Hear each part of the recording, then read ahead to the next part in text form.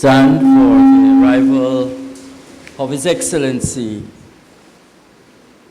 the President of the United Nations General Assembly.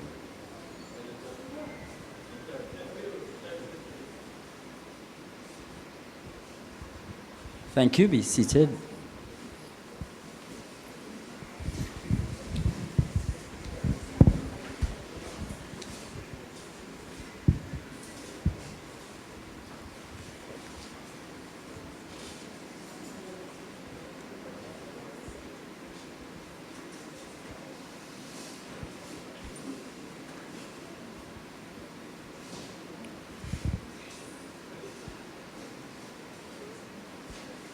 Good afternoon and welcome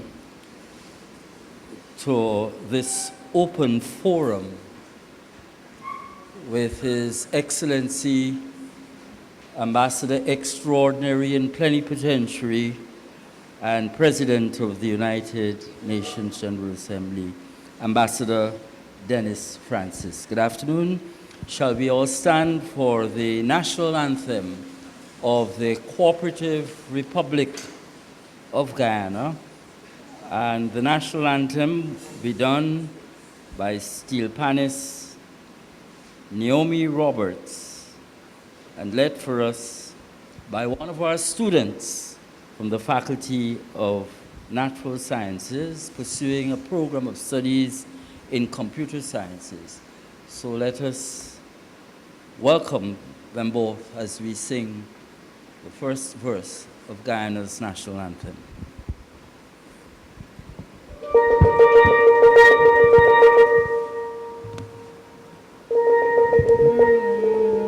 Guyana, of rivers and plains, made rich by the sunshine and lush by the rains, set gem-like and fair between mountains and sea.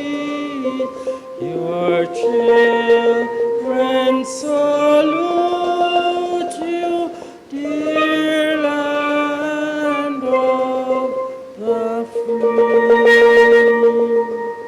Thank you. Be seated.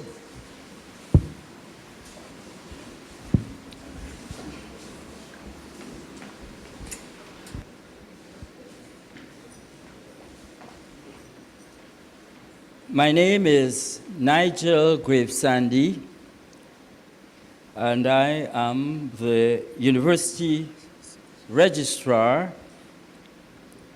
at this, and for me, the best university in our region. And I say so with a phenomenal degree of modesty.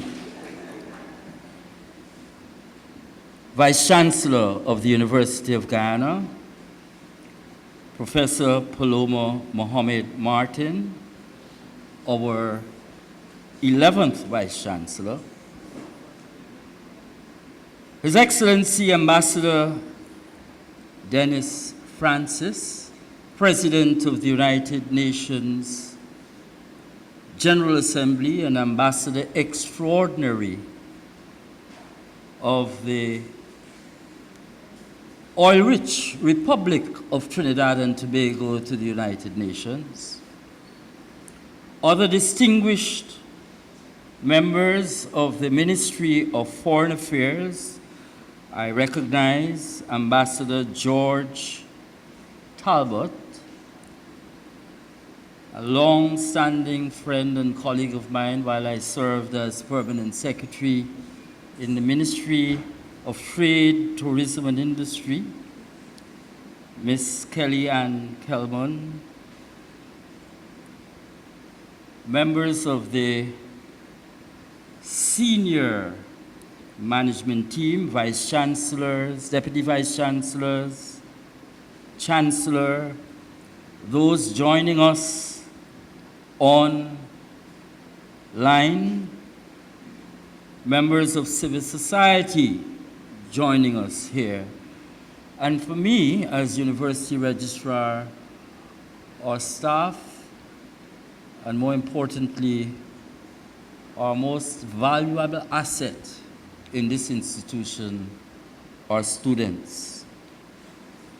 We are indeed very honored to have His Excellency the Ambassador present and share with us his perspectives.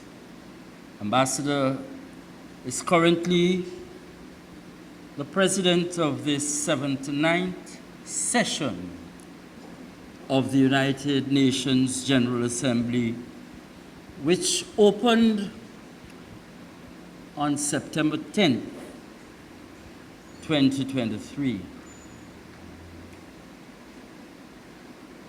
He had a similar forum in which he addressed a university audience, and that was on the 11th of April this year, 2024. Ambassador, I found out that it was at Selton Hall University in which you did an address at a World Leaders Forum. The university community at Selton Hall was absolutely delighted by your address on that occasion. Your key message then, which is relevant and should resonate with us today at our own national university, was, and I'm quoting you, sir, when you said to that audience of students and academics, particularly students, you said, and I quote, "Your generation would not solve the global problems, but we expect you students, the future, to complete the hard and difficult work which we have begun." That message, sir, will certainly resonate with our 11,000 student population of the University of Guyana on this historic day. Please accept our sincere welcome and appreciation. And I'm unworthy, actually, to do the welcome, and that is accorded to our esteemed Vice-Chancellor. And in introducing her, I just wanted to quote two sentences from her address to students in her remarks at our annual convocation exercise in November of 2023, when she said, and I quote, "It is a university," referring to UG, "that has not only led Guyana and the Caribbean, but also the Americas and Europe with its greatest and most valuable possessions, its brightest minds, and accomplished people," end of quote.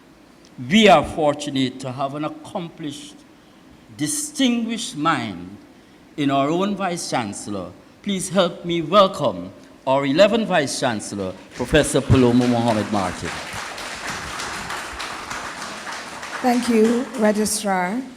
Excellencies actually, Ambassador Talbot, as well as Excellency Francis, and members of your delegation, members of the University of Guyana's higher administration, senior management team who are here in the audience.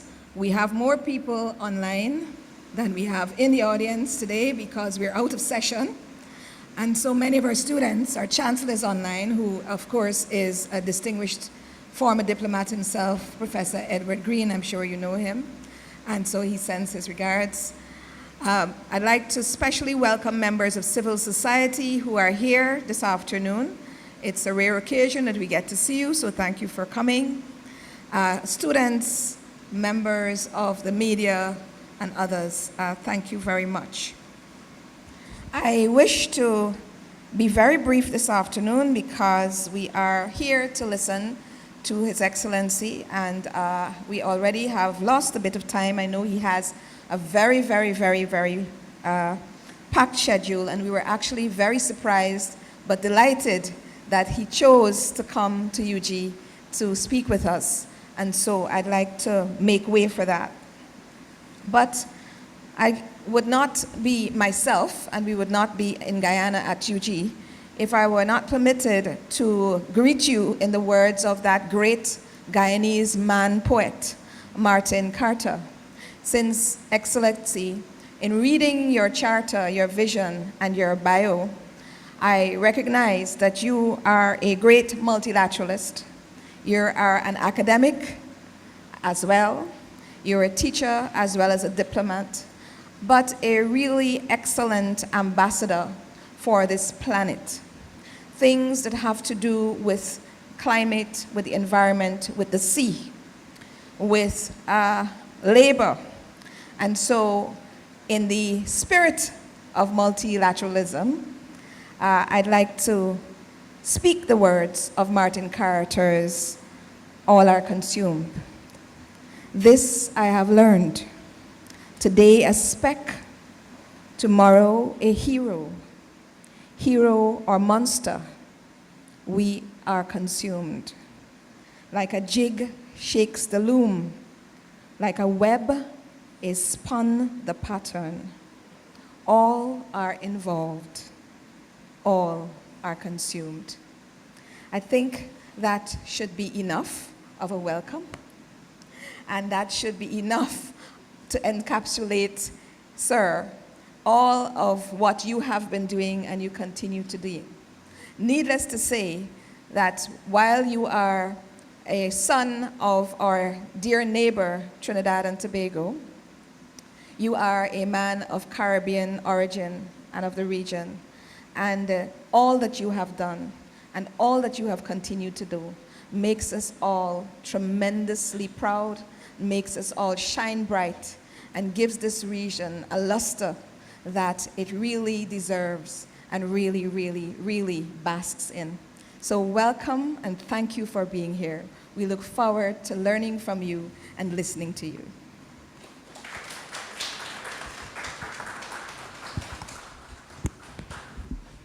Thank you very much, Vice-Chancellor. This forum is part of a series organized by our Ministry of Foreign Affairs in this extraordinary visit of Ambassador, President of the United Nations General Assembly to Guyana. Sir, you are one of 4 Caribbean nationals to assume the high office of President of the United Nations General Assembly. And today is historic because the first CARICOM national to be accorded that special privilege is also a former Chancellor of the University of Guyana.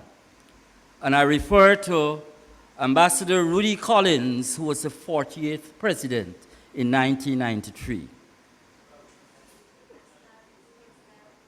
Sorry, Rudy Insinali, 1993 to 48. He was followed by a colleague from the OECS in 2003, Excellency Julian Hunt, as the 58th president. And then from Antigua Barbuda in 2013, we had John William Ash. And in that group of eminent diplomats, it is such a privilege to have you, Ambassador Dennis Francis, the 78th president, in a group of 4.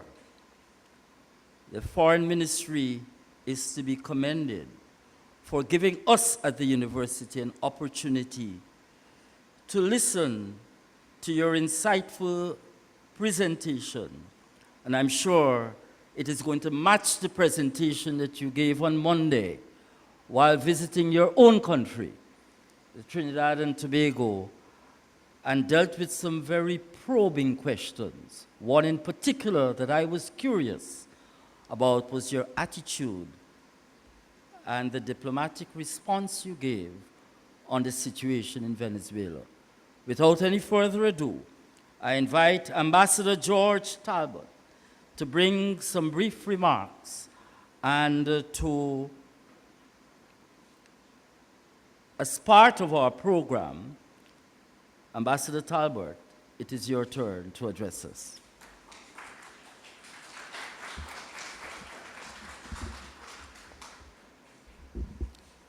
Thank you very much, Mr. Chairman. Vice-Chancellor, faculty and staff, students, fellow alumni, representatives of civil society and the private sector, distinguished members of the online audience, ladies and gentlemen. I must say that I'm very pleased and honored to join the Vice-Chancellor in welcoming the President of the General Assembly, His Excellency Dennis Francis, to this open forum. And I extend an equally warm welcome to his delegation. The Foreign Ministry is delighted at the opportunity to collaborate with the University of Guyana in providing this opportunity for an exchange and engagement on the issues that affect our world, affect our nations. And we have in the President of the General Assembly an excellent interlocutor. The university, of course, helps us to, I think it has a role of helping us to understand ourselves as a people, as a nation, and understanding the world in which we live, and in responding to some of the challenges that we face. And in Guyana's case, our history since independence has been one of diplomatic engagement and activism. I believe it's a part of our DNA. In our accession to the UN in 1966, September, we were pledged to be an active and not a sleeping member of the United Nations. And as a result, we have been wedded to the multilateral process, the multilateral agenda, and we have been active in the very citadel of multilateralism, which is the United Nations. In the United Nations, the General Assembly is at the very heart of the process, and so the role of the President is of enormous importance in that regard. The General Assembly has been the matriarch of the multilateral process, providing a way towards solutions to many of the problems of our time, including climate change, disasters, war, peace, violations of human rights, you name it. And so today's engagement, from our point of view of the Foreign Ministry, is part of a continuum in that effort of engagement and activism in trying to respond to the challenges of our time and garnering ideas towards solutions. In closing, I want to recognize on this International Day of the world's indigenous peoples, our indigenous brothers and sisters across the world and here in Guyana, the Akawayo, the Arawaks, the Arakunas, the Caribs, the Makushis, the Wapishanas, the Patamonas, the Waiwais, and the Waraus. We pay tribute to them, we celebrate them, And we look forward to this opportunity of engagement with the President of the General Assembly. Thank you very much.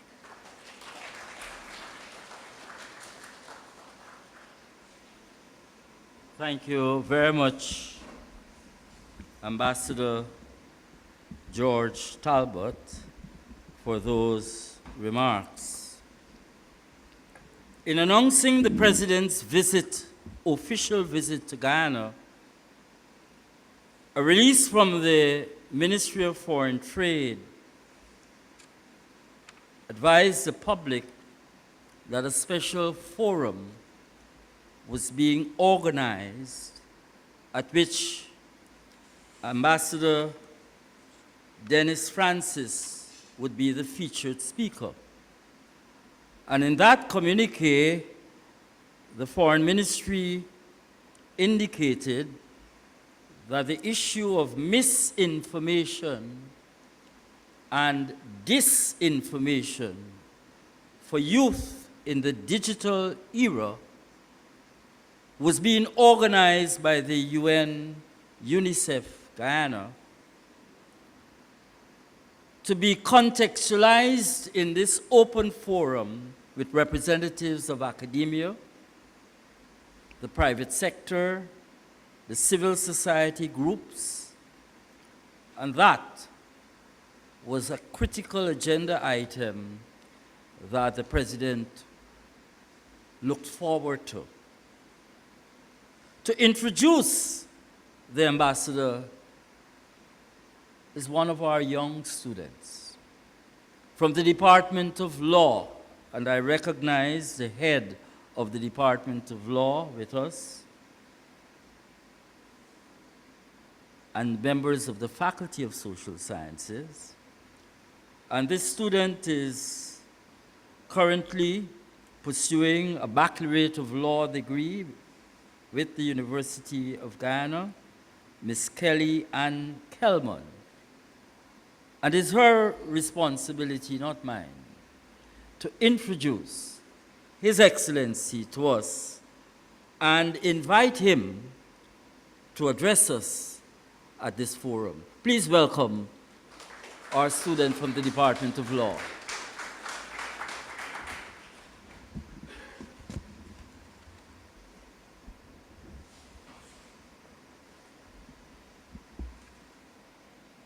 Chairperson, Dr. Nigel Gravesande, Vice-Chancellor, Professor Paloma Mohamed, Ambassador Mr. George Talbot, Ambassador Dennis Francis, special invitees and guests, good day, and I extend a hearty welcome to you all.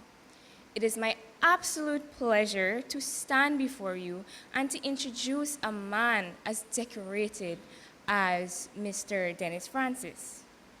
Ambassador Dennis Francis has had a very distinguished career in the diplomatic service of Trinidad and Tobago, spanning approximately 40 years. For 18 years, he served as an ambassador, holding the distinction of being his country's longest-serving ambassador until his retirement in the year of 2016. His roles included senior advisor to the Minister for Foreign Affairs and Director of Multilateral Relations, where he focused on pertinent issues plaguing the world, such as climate change and negotiations on the 2030 Agenda for Sustainable Development. In 2011, he returned to Port of Spain after serving as permanent representative to the United Nations in Geneva, the World Trade Organization, and the UN Human Rights Council. Ambassador Francis was also accredited to the UN specialized agencies in Vienna and Rome, and served as ambassador to Austria and Italy, and as permanent delegate to UNESCO. In 2010, Ambassador Francis played key roles in multilateral trade negotiations, chairing the World Trade Organization's negotiating group on rules of the World Trade Organization, including anti-dumping, subsidies, and countervailing duties, and fishery subsidies. He also served as chairman of the Commonwealth Group of Developing Countries and led national delegations to significant UN meetings. Ambassador Francis also served in various ambassadorial positions in Jamaica, the Dominican Republic, Haiti, and Cuba. In addition to his diplomatic service, Ambassador Francis has contributed to education and diplomacy through a multitude of training courses which he facilitated, as well as his publications. In 2018, he co-authored The Heads of Mission, a handbook, which has received both regional and international acclaim. His Excellency Ambassador Dennis Francis is a graduate of the University of the West Indies and the School of Advanced International Studies at the Johns Hopkins University in Washington, D.C. He is married to Joy Thomas Francis, with whom he has 3 adult sons. Without further ado, ladies and gentlemen, please join me in welcoming His Excellency Ambassador Dennis Francis, President of the 78th session of the United Nations General Assembly.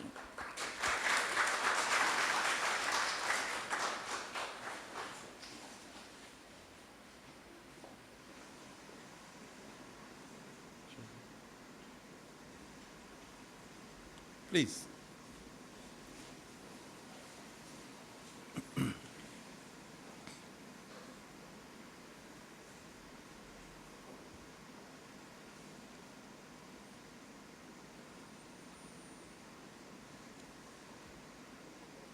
When I hear the next generation of Caribbean leaders speak with such confidence and eloquence, I am comforted that the future of the Caribbean is bright. Thank you very much.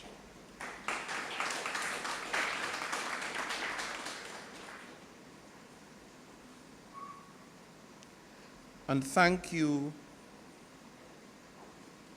to all of the speakers who have gone before me this afternoon for your very kind words and for your very warm welcome.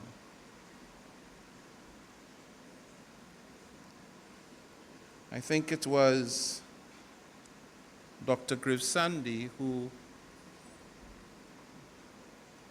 referred to the excellence that that I portray. But as we all know, there is no shortage of excellence, nor has there ever been a shortage of excellence in the Caribbean. And certainly not in Guyana. It was my great privilege to have benefited from the scholarship of several Guyanese, including Dr. Lloyd Sewa, brilliant man, who taught at the Institute of International Relations, and many others. And so, my former senior colleague, who held this office long before it was ever thought that I could assume this office, ambassador in Senali. So I come to Guyana because I've always had a healthy respect for the intellect of Guyana and for the people of Guyana. And therefore, I could not go to all of the Caribbean. It's just not feasible. But I wanted to ensure that Guyana is a place that I should come and touch base, given the dynamism that Guyana has always represented in the Caribbean community. Thank you ever so much for receiving me with such warmth and sincerity.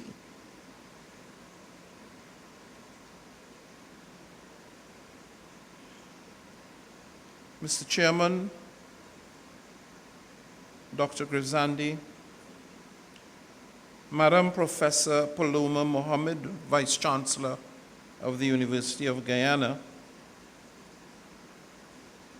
other Vice-Chancellors, Dean of the Faculty of Social Sciences,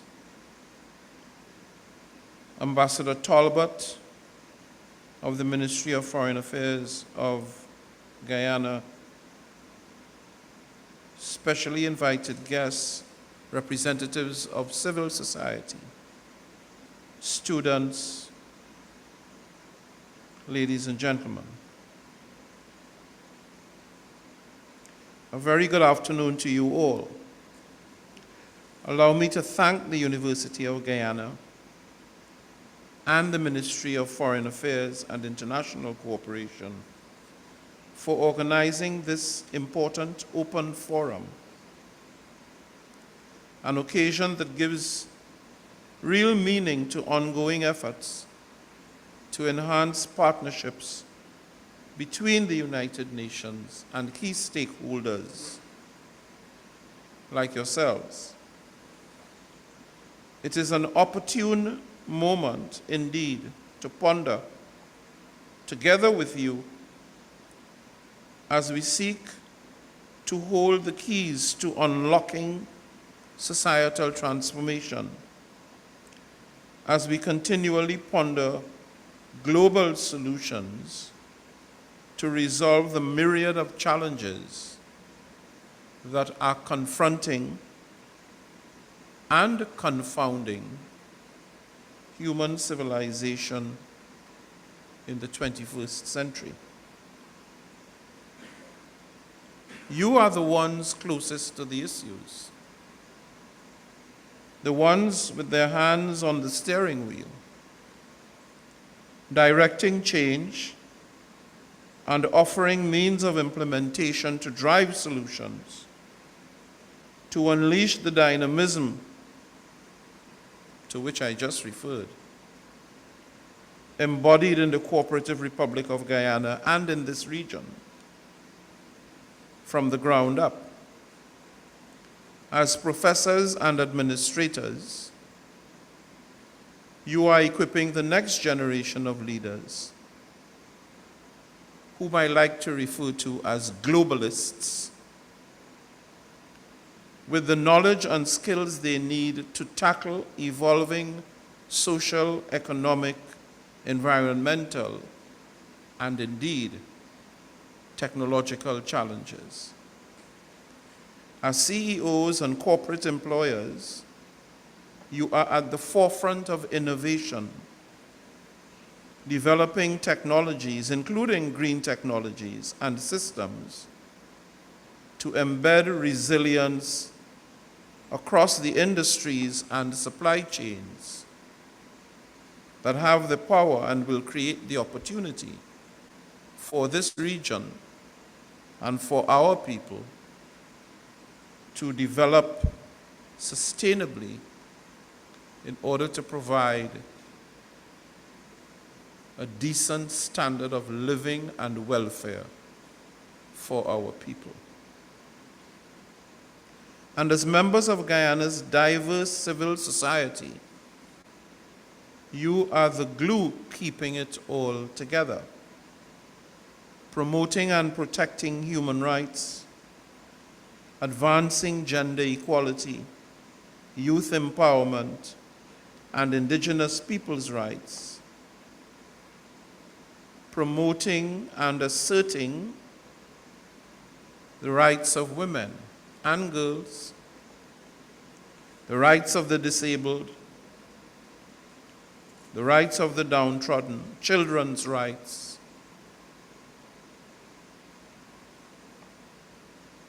and ensuring respect for the cherished social contract, which of course involves accountability on the parts of government to deliver both for people and planet. Indeed, we are at a point of inflection globally. We are grappling with a host of overlapping, some say cascading, global crises, from poverty and hunger to armed conflicts and forced displacement, to migration, to antimicrobial resistance. I'm sure, I suspect, that many of you are probably not aware that 5 million people annually across the world lose their lives because the antibiotic drugs that we now have are becoming more and more ineffective. Ineffective. They are not able to maintain the level of effectiveness as cures as they used to.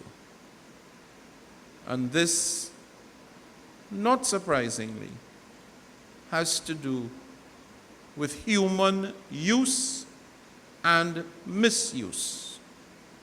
More misuse. So the viruses and bacteria are becoming more and more resistant to these drugs. And so we need a new generation of antibiotics if we are going to be able to protect the public health. This is scary stuff, but it doesn't make the newspapers in most places because it's not sexy. You know, it should be, but it's not. So you have that. You have global food insecurity. You have the challenge of biodiversity loss, the loss of native flora and fauna. You have land and soil degradation, and it goes on and on and on.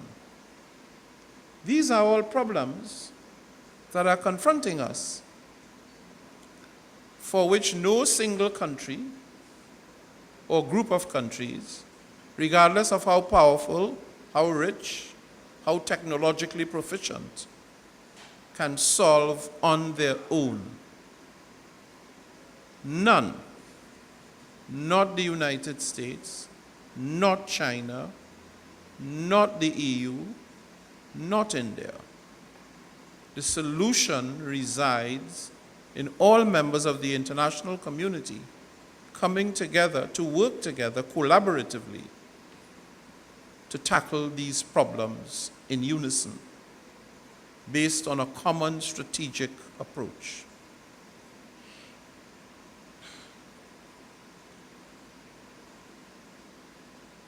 And that is where the area of study and engagement that I'm in, multilateralism, comes in. to reinforce our commitment to multilateralism and international cooperation is a fundamental requirement of dealing with these issues. To ensure that all members of our global family, and let me repeat again, all members, because if everyone is under the umbrella of multilateralism, everyone must get something, must benefit from being under the umbrella. That is why the UN has a slogan, and it's not an empty slogan, or it ought not to be regarded as an empty slogan, of no one left behind. It's all about inclusion and empowerment of people, to lift people. Most people believe that the UN is about peace, or some might say war. And it is, because you don't have peace unless, not unless, but without war. The concepts are contradictory. But the UN is about much, much more than peace and war. The UN is about people. The UN is about sustainable development, about lifting people up. It is entirely unacceptable that in 2021, there still exists 900 million hungry people on this planet who have no idea where their next meal is coming from, who cannot feed their children, cannot send them to school. And therefore, the lives of those children are consigned to poverty in perpetuity, forever, every generation.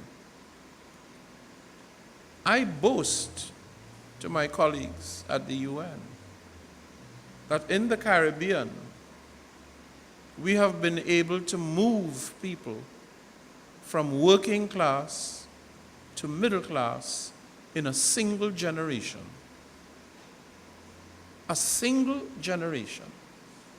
That does not happen in most places in the world. You're born poor, not so far away, in places that surround you. You're born poor, you are likely to die poor. So we have a lot to celebrate. We still have a long distance to travel, but we certainly have a lot to celebrate and to be thankful to God for.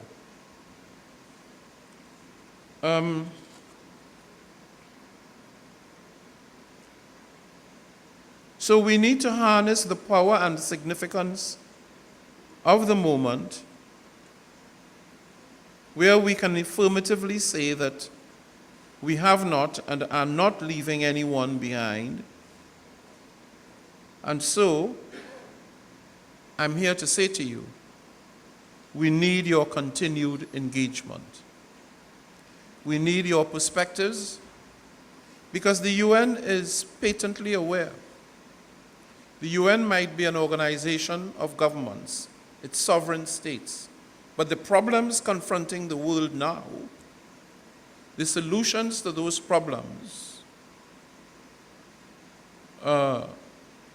cannot come, if they are to be effective, cannot come only from bureaucrats and technocrats. They have to come from a broad cross-section of society, the private sector, the civil society organizations who work in the field, on the ground, with the people, who have diagnosed the problems. They understand the issues. They know what works in reality and what does not work, because over years and years of practice, they've built up a depth of experience which can be applied usefully in addressing these issues. As powerful as governments are in our lives, the fact is governments too benefit from the work of civil society. And others, the private sector, the intelligentsia, the research that is being done here at the University of Guyana and the University of the West Indies and other places. That is how knowledge is used in the society to achieve problem solving. Problem solving, of course, being extremely important because this is the basis on which the quality of our lives improve. As it stands, regrettably, 17% of the Sustainable Development Goals are on track. Only 17%. Progress over 1/3 has stalled or even regressed. Meanwhile, the World Meteorological Organization has warned us that we will likely surpass the 1.5-degree warming threshold within the next 5 years, leaving fragile communities even more vulnerable to everything from record-breaking heat waves, sea level rise, and of course, to the ravages of climate change, including, for this region, the onslaught of more frequent and more virulent hurricanes. I cannot for the life of me remember the name of the lady that blew through the Caribbean. Beryl. For some reason I can't store it. I don't know why. But Beryl is an anomaly. And it's an anomaly because, now I'm a geographer by training. My first degree is in geography. And when I studied geography at Mona, I could not graduate unless I took every geography course the university had to offer, including climatology. Beryl is an anomaly because Beryl went from being a category 1 to 5 virtually in about 12 hours. That normally takes a good week or 10 days to happen. Beryl did it in 12 hours because of the extent of heat, the temperature of the water in the Caribbean Sea. And the hotter the water, the more virulent the hurricane becomes.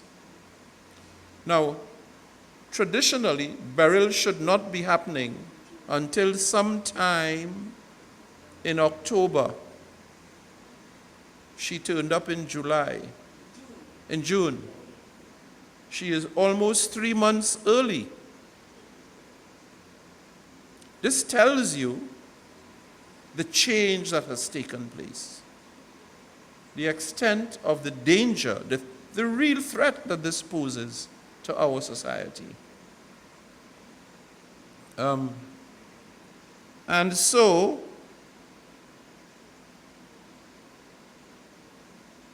this is a stark change. This is from 2015, when the prospect of overshooting 1.5 degrees was considered close to zero. In fact, we are going in the direction opposite to where we need to go, because we need to be reducing our carbon emissions into the atmosphere, but that is not happening. They're going up, and the higher up they go, the greater is the heating of the atmosphere with the climate consequences. There are countries in Europe that have reverted to coal, the most polluting form of carbon you can find,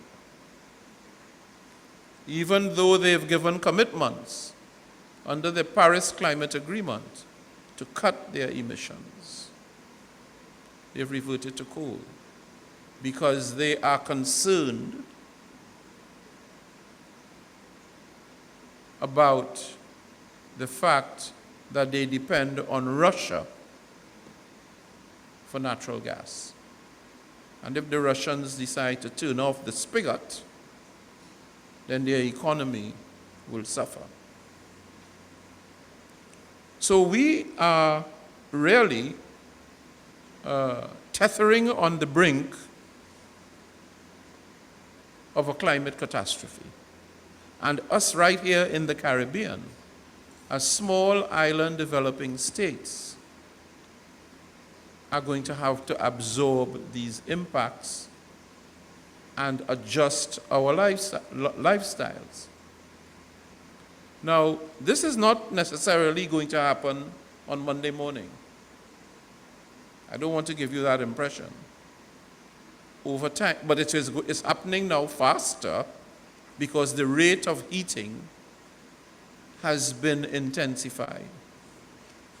The Secretary General of the UN, Antonio Guterres, says this is no longer global warming, this is global boiling.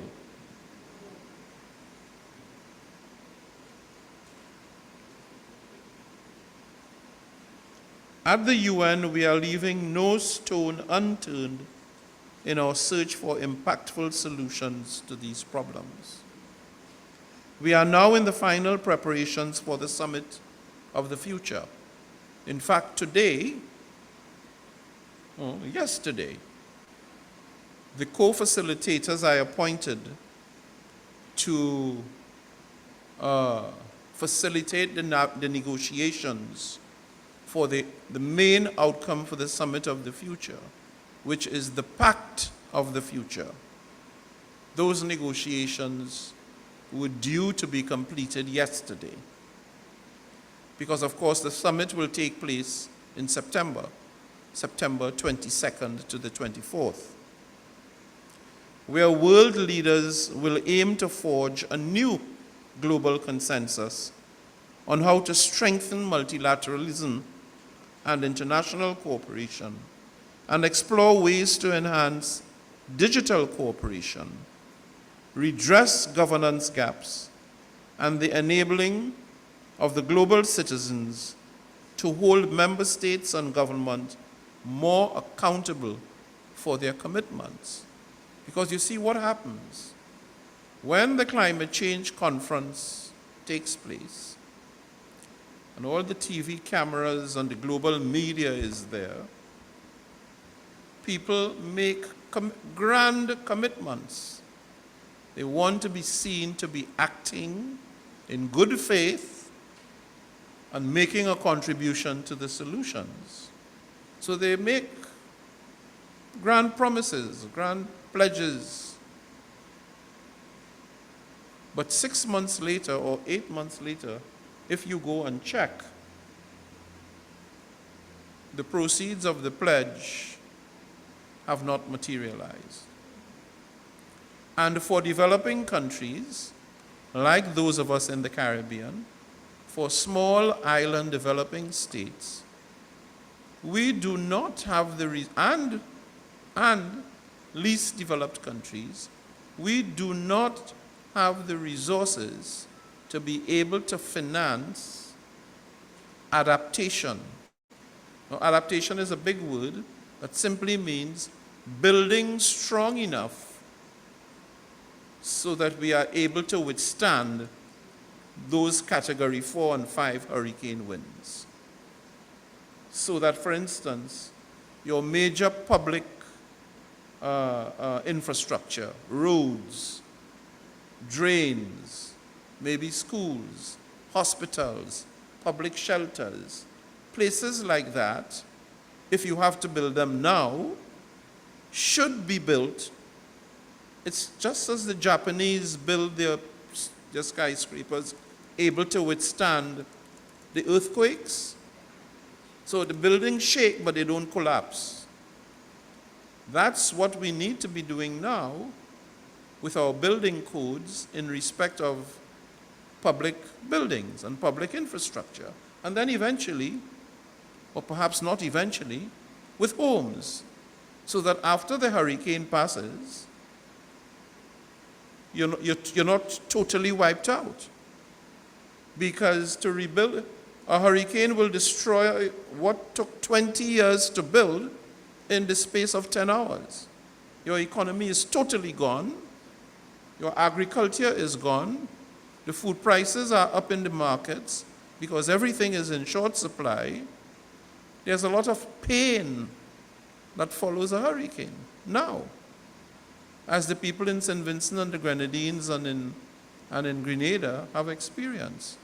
So adaptation is simply a big word for that process of rehabilitation after the hurricane passes and you're rebuilding. Otherwise, what happens? Every 3 or 4 years, when the hurricane comes, you have to spend scarce resources to rebuild the same facilities, the same bridge over the river that isolates the village, so now the children cannot go to school. So now, one bridge, and the children you lose a year or 2 of schooling. All of these things affect the development of a country, as indeed was the case with COVID-19. The fact that kids had to be isolated at home caused them to lose at least a year. And this is across the world. Okay? The summit is part of a continuum of efforts to deliver faster and smarter on the 2030 Agenda for Sustainable Development and on the Addis Ababa Action Agenda for Financing Development, as well as the Paris Climate Change Agreement. Major groups and other stakeholders were integral to the development and adoption of these and other historic frameworks. Therefore, your involvement is equally essential in driving the inclusive progress we wish to see.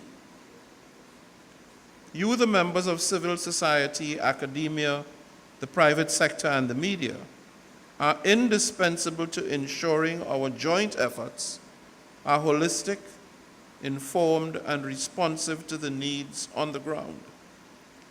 At the time when the multilateral system and international cooperation face major obstacles because geopolitical tensions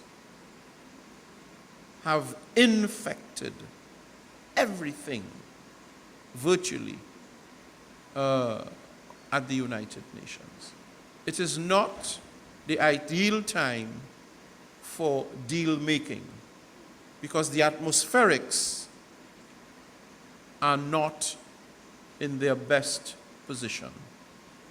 You know, there's the fact that we have these wars raging and Gaza raging, and resources are being spent, large volumes of money being poured in to fight the war in Ukraine, to boost Ukraine to defend itself against the Russian Federation, means that that money, which could have been used to do other things, is now not available to do those other things. So, and this affects us because perhaps some of that money might have been deployed to helping countries, poor countries, implement the Sustainable Development Goals. It has means of implementation, the resources to implement the reforms that are necessary for the goals to take root has not been forthcoming because the money is going elsewhere. At a time when our multilateral system is facing major obstacles, this summit, the Summit of the Future,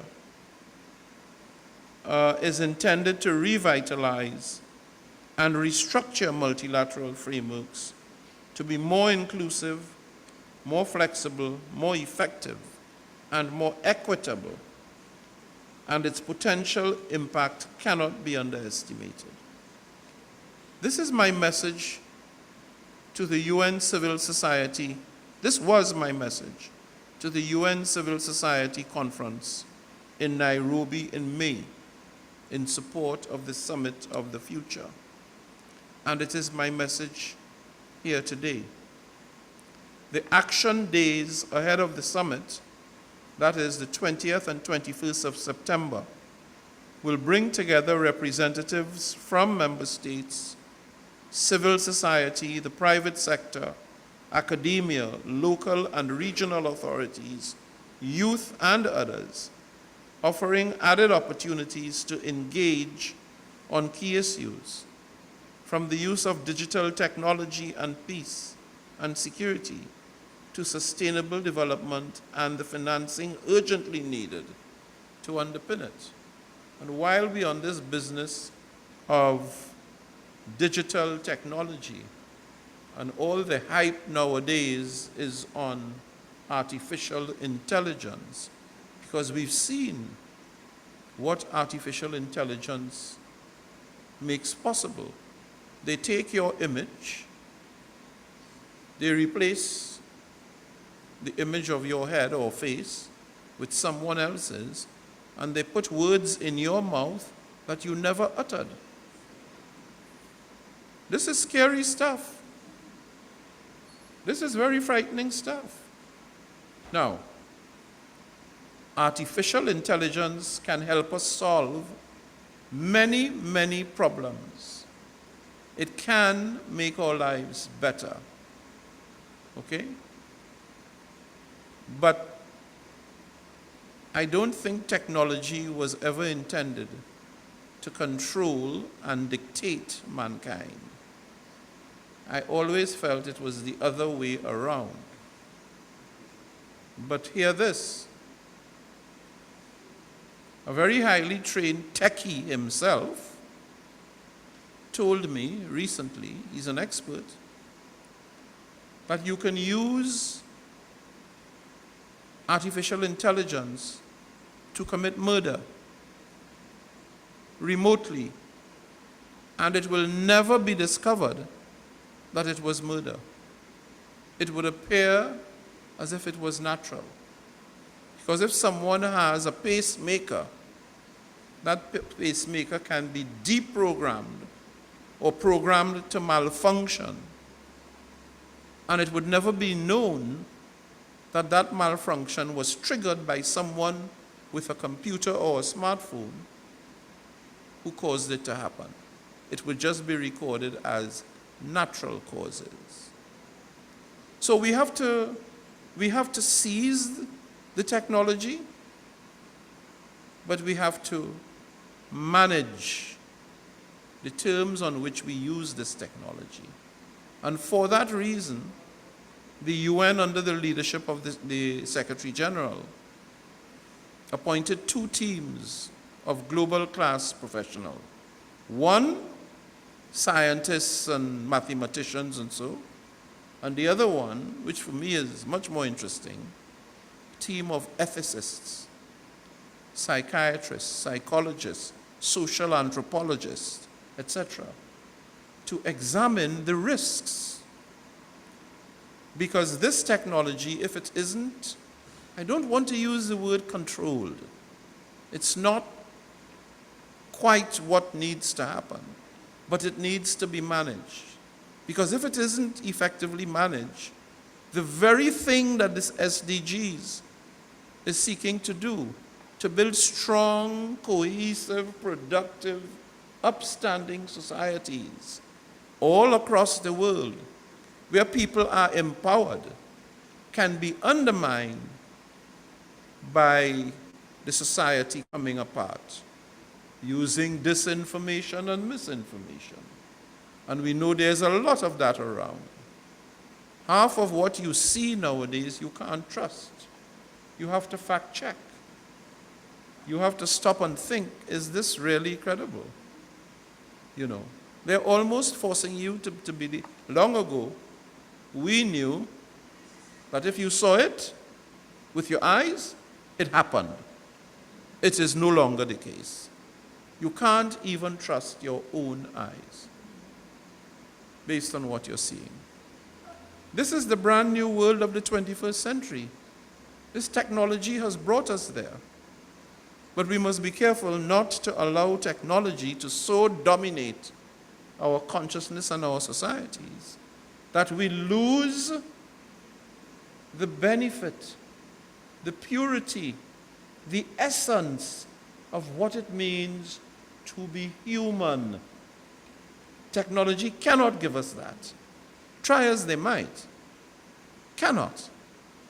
So we have the action days where all of these players, the youth, women, private sector, academia, have the opportunity to make their contribution and to raise their voices. And I also look forward to the participation of stakeholders in the interactive dialogues during the summit itself, as per the modalities of the event. It's my responsibility to organize the conference.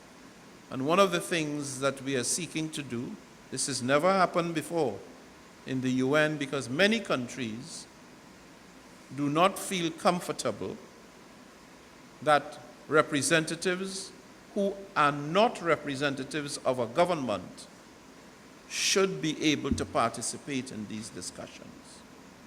But I'm pushing the envelope a little bit, because these problems require broad-based participation for solutions.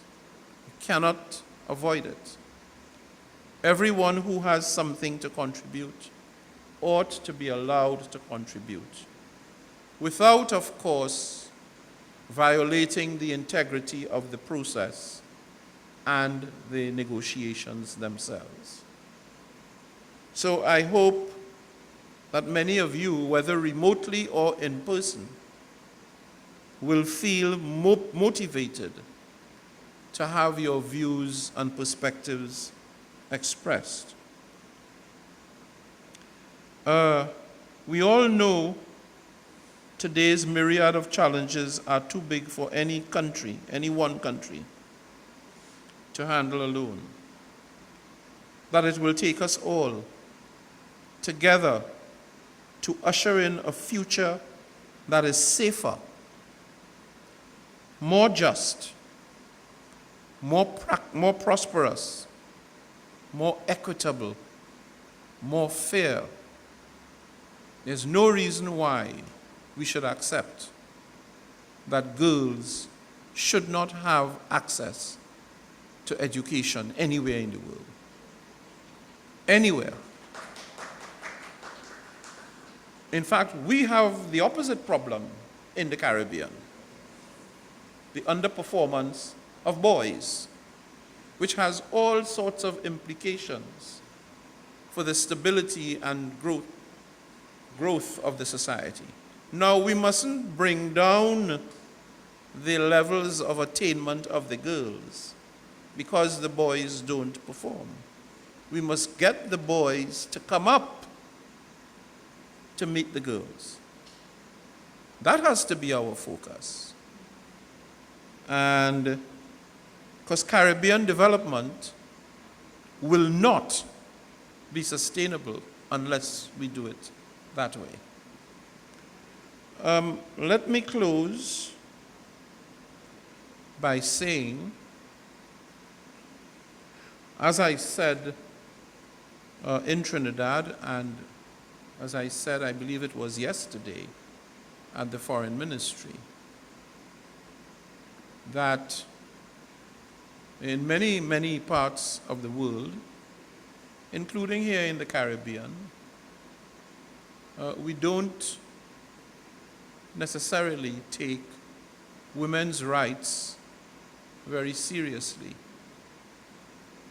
But it's important to take it seriously. We are still abusing women, sometimes with violent words, sometimes with physical violence, sending them to hospital abusing them, causing them to lose their dignity and their pride, it is wrong. We have to stop that. And we have to stop it now. No sense waiting till tomorrow. We have to stop it now. These women are our mothers, our sisters, our daughters, our grandchildren. We have to love them, respect them, protect them, nurture them, encourage and support them. We have to lift them up and help them to be good partners for us and for the society, for the entire society. Because when the women thrive and do well, the entire family thrives and do well. Us men, we have a tendency, we get a little change, go with the boys to the rum shop and have a drink. And then the money done in the rum shop, and the kids still at home hungry. But if you give the money to the mother, she goes home and she does something, I don't know if you have that expression in Guyana, she bubbles a pot. And that pot bubbling there might serve for 2 or 3 meals. And if a neighbor drops by, there's enough to offer the neighbor lunch. So we have to get beyond this notion that a real man beats up, takes control of his partner. And in many cases, that cycle leads to the woman being murdered, sometimes along with the children. This is not right. It has to stop. It has to stop. This is a small society. We need all our people. And we need all our people with their hands on deck to help to make this region as successful as it can be. Because as I said at the beginning, this region has never had a shortage of intellect. We have the best artists, the best writers, the best everything right here in the Caribbean. Let us nurture it and perfect it so that we can all be proud of it. It can be the miracle that we all want it to be. I think we owe it to all of our countries to do that. Thank you very much.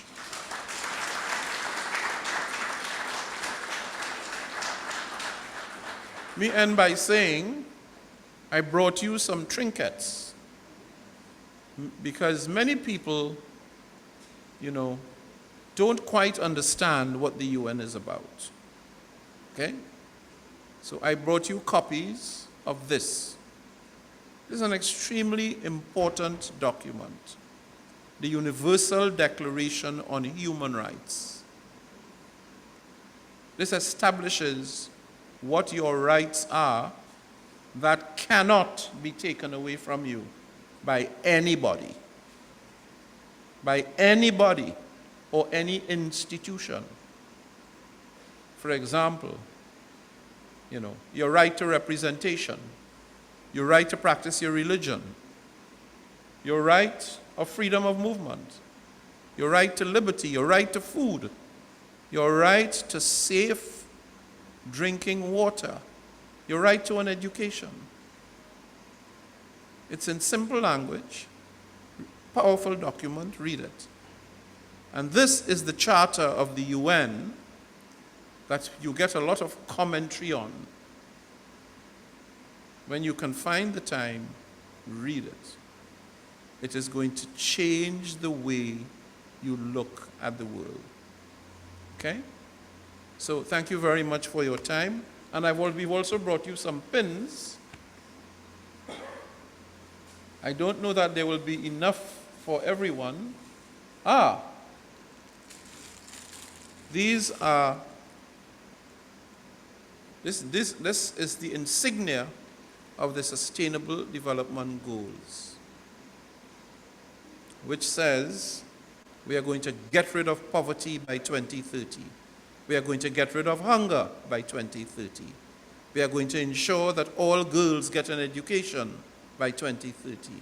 We are going to ensure that people who live in cities live in safe cities and have access to safe, potable drinking water.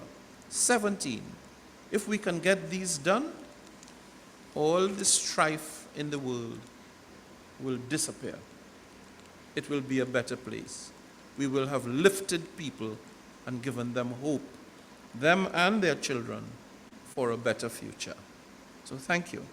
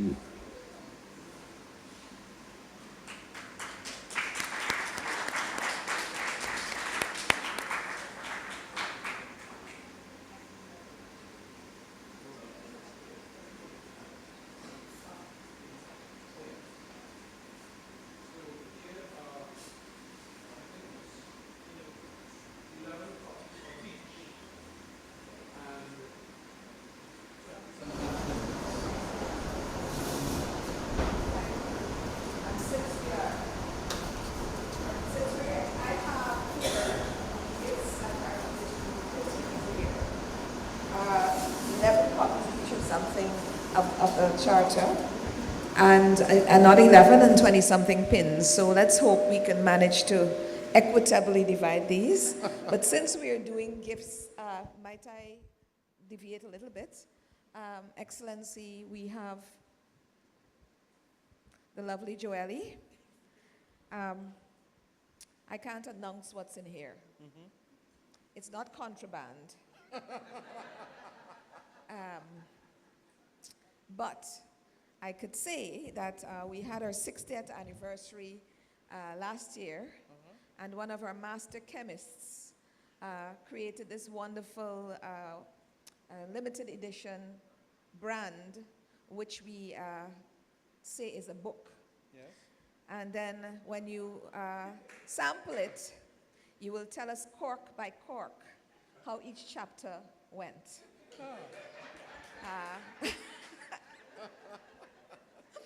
So when you get back to your car and you open it, you'll understand my language. It's a book of flavors. Yes. Very flavorful and rare. Flavorful and rare. And we also, can I ask the librarian, please? And this is, of course, a small token. Of course, this is a harpy or eagle, and this is actually a fridge magnet, but you can use it to do as anything. Yes. And this is a box of cards, postcards that are created by our student artists. Oh. And so we'd like to give, librarian. Thank you.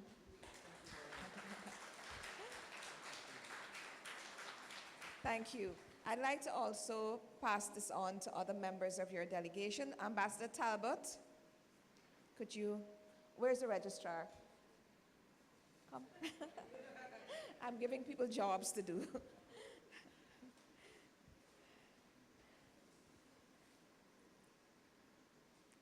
Thank you. And other members of the delegation, who's here? I don't know. Prof, go ahead. Dr. Bisesar, next one. And we have some students here. I thought I saw Mr. Come, and the student who did the wonderful presentation. I don't need to be in the photograph, I'm just talking.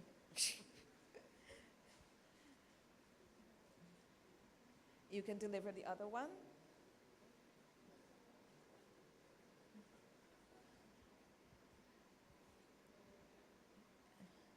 Thank you.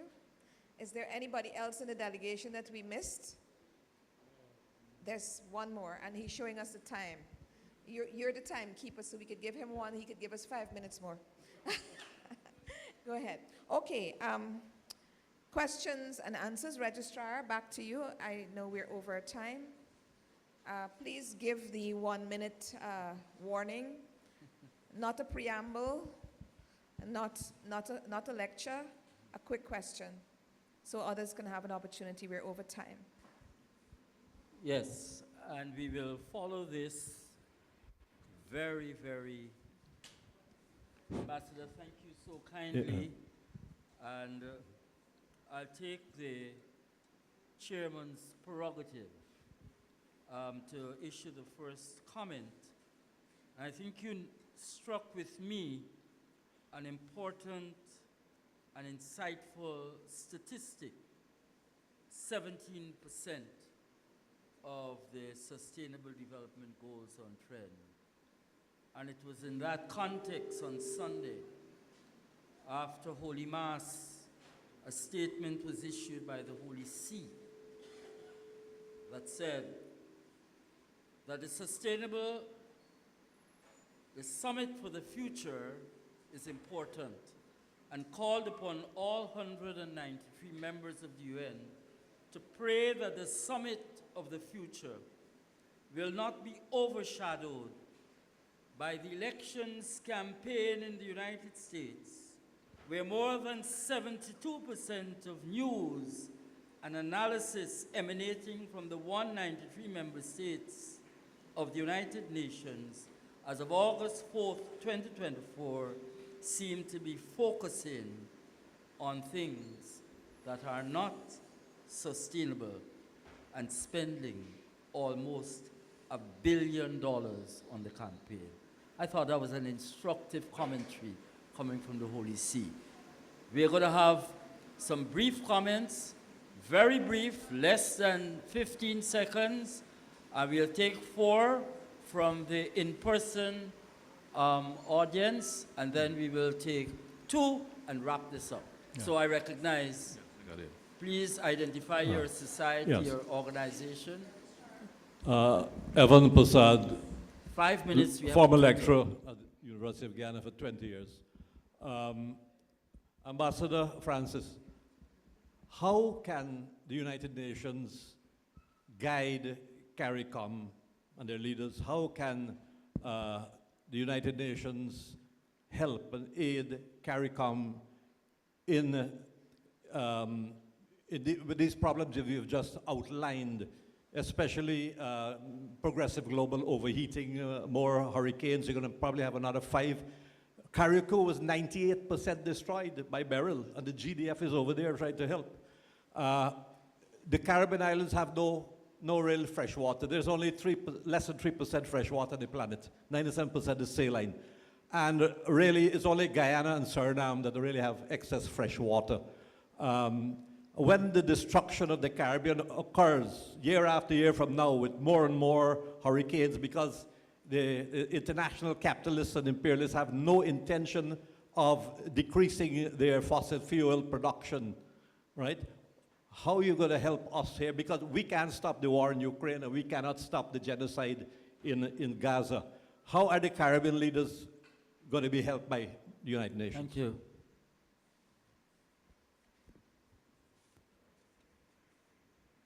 It's a very loaded question. The thing is that the UN cannot and does not impose itself on any country. It can't. And most people seem to forget. There is a sense in which there is no UN. You might find that a strange remark. There's a sense in which the UN doesn't exist as an autonomous organization. Why? Because the UN is made up of 193 member states. And it is the states that make the decisions, not the UN. The states make the decision based on information, scientific evidence, research that UN organizations would do. So the UN cannot impose itself on any country. If we could, I can tell you, the war in Gaza would have been over from the very next day. But countries have something called sovereignty, which means they act and they are empowered to act in their own interest, regardless of what other people want or don't want. What the UN does in relation to the Caribbean and elsewhere is we develop the evidence. We provide the reports, the profiles that demonstrate what the consequences will be for the Caribbean, for the Pacific Island states, if the Earth's atmosphere warms to such an extent that it surpasses the 1.5 degrees. Believe it or not, some members of the Pacific Island states who are witnessing now sea level rise at an alarming rate have signed agreements with Australia to relocate their populations in the event their land should disappear beneath the ocean. Can you imagine Trinidad and Tobago, we having to relocate 1.3 million people? And to go where? Well, yes, we can come to Guyana. We can come to Guyana. You have the land here, but we can't go to Barbados and... Okay? What does it mean for those people and for that culture, for their heritage? So, what we hope is that the messages will get through, and the ones who caused the problem would act honorably and do the correct thing in cutting emissions. But what we're actually witnessing is that it keeps going up and up and up, imperiling the lives of poor people in poor communities like ours, and to rob them of their dignity. And so this really is climate change and the negotiations of climate is high politics. That is why I say our leaders have got to hold them to account. It is, and if there is a need to use blackmail, because the fact is, in this business you use what works within reason. In this business, they develop their economies on cheap oil and gas. They got the full benefit of it. That's true. Now, they're saying, well, you mustn't do this and you mustn't do that because it's bad for the environment. But they've already exceeded those plateaus, and they're now post-industrial societies. So this is high politics, and our politicians need to maintain the pressure, because commitments made in international law is like a marriage. It's easier to get into than to get out of. Huh? You have to honor your commitments in international law, and we should not allow them to be able to walk away from it, regardless of what is happening in Europe with respect to the supply of natural gas. We'll just take one more question, not a comment, just a question, because we have to be sensitive to the ambassador's schedule. The final question. Honorable Ambassador, recently we witnessed global diplomacy, and I'm talking about the prison swap between Russia and the United States. What does that do for diplomacy? They said it's the greatest act of diplomacy since the Cold War. And how do you view that as it relates to using diplomacy to end wars, especially those that are raging in Sudan, Gaza, in Russia, Ukraine, and heaven forbid if it should happen here between Guyana and Venezuela? We thank you very much.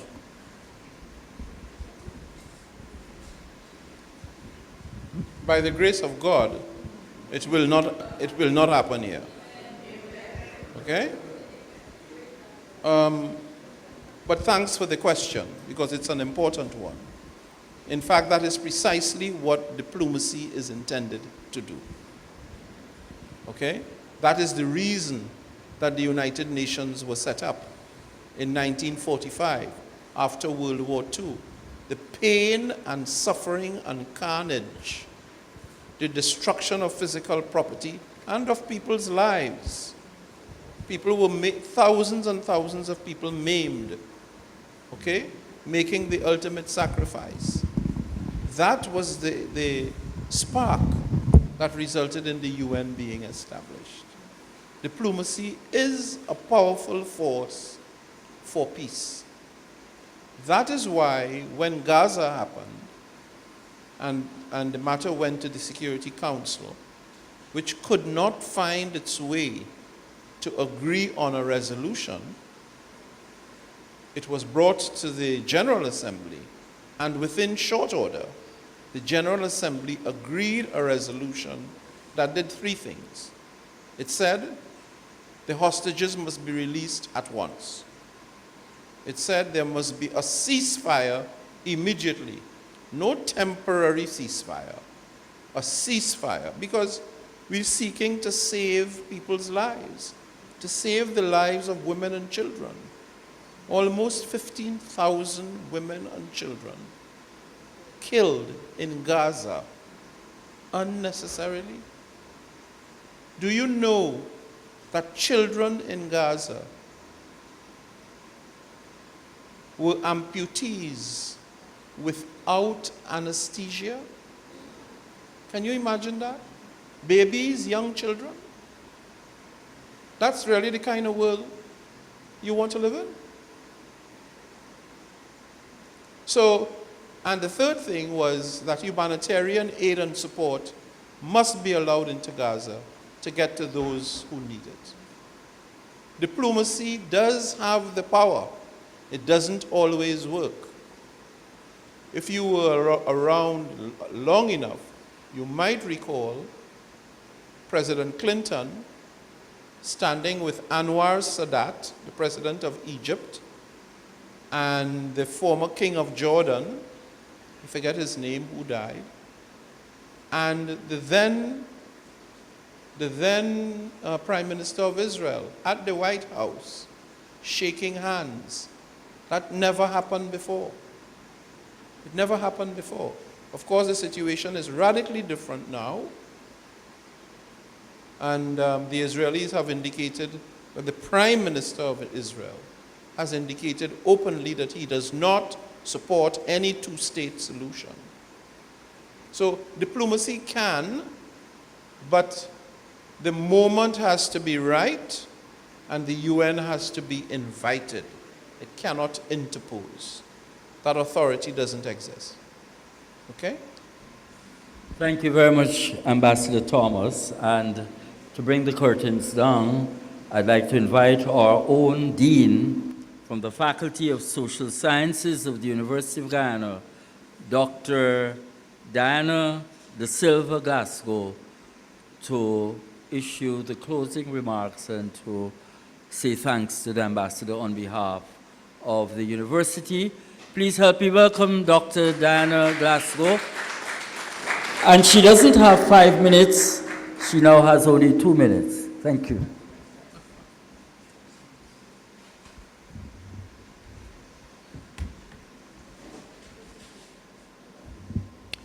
His Excellency Ambassador Dennis Francis, Ambassador George Talbot, Vice-Chancellor, other university colleagues, students, civil society representatives, it's a pleasure to join with you all to close this open forum.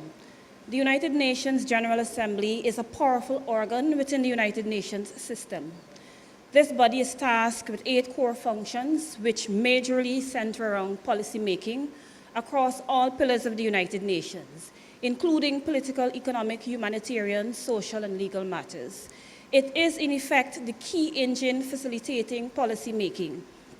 It facilitates discussions and delivers recommendations on international issues.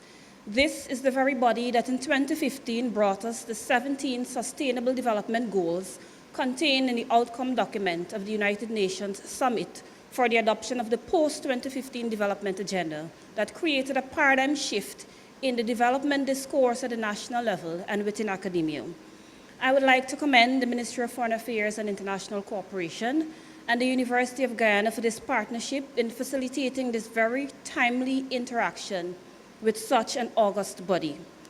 Consultations have long been a part of the policy-making process within the UN, among members more particularly, but also with civil society, as reflected by the hosting of the Civil Society Conference in Nairobi, Kenya. Today, the global economy faces many crises, and the multilateral trading system is paralyzed in responding to those crises for a multiplicity of factors. As a consequence, the Sustainable Development Goals are under threat, in the words of UN Secretary General Antonio Guterres. There are old crises like hunger amidst plenty, but new and emerging crises, such as in the health sector, as pointed out by His Excellency. In the Caribbean, we have not escaped the existential concerns related to climate change, as well as other issues related to inequality, structural transformation for more effective insertion into global markets, achieving competitiveness given our size constraints, new technologies and balancing the risks and rewards they bring, domestic and political crises in Venezuela, Haiti, issues that are symptomatic of a fractured global, national, and regional political system. The crises that we face demand solutions. While the UNGA is a technically competent body on multilateral issues, the views of civil society stakeholders from the ground up can offer new perspectives. In multilateral discussions, the views of developing countries are not always represented, and further to this, the views of civil society marginalized when compared to counterparts in the developed world. But civil society is key to restoring trust and legitimacy of the multilateral system to deliver the transformation required to improve the lives of the world's peoples. The President of the UNGA is a very critical portfolio in navigating policymaking and brokering consensus on multilateral issues. Ambassador, we are delighted to have been graced with your presence. Thank you for your presentation. We wish you a successful tenure in office, particularly since you will have the uphill task of continuing the sustained effort of making the work of the General Assembly more focused and relevant. I see this open forum as an indication of the transformative leadership we can expect of you as you navigate the UNGA over the tenure in which you have been called to serve. This and other engagements is an indication of your willingness to continue the tradition of the UN in engaging civil society, but also an affirmation that you see the Caribbean region, small in physical and economic size, but giants in intellect, as being vital in discourses surrounding political issues, and an attempt to submerge us further into civil society engagements. I also see this forum as an expression of confidence in the participatory or partnership approach in shaping the policy solutions required for our unique challenges, a model that should guide engagements at all levels. To our audience, we are grateful that you capitalized on this opportunity to receive knowledge and to share your views. I thank every one of you for your views. I see we've had a diversity of representatives, women, youths, academics. I thank every one of you for your interest, your attendance at this forum, in particular our students, because of the critical role you will play in shaping the future. Once again, I extend deep gratitude to the organizers for all their work, our listening audience, and everyone. Thank you.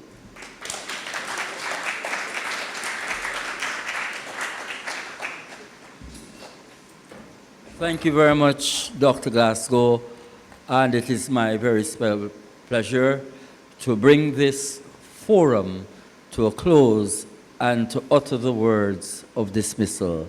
Thank you very much. And Ambassador, I want to wish you a safe journey back to the UN and for the rest of your official visit at our cooperative Republic of Guyana. Thank you and God bless.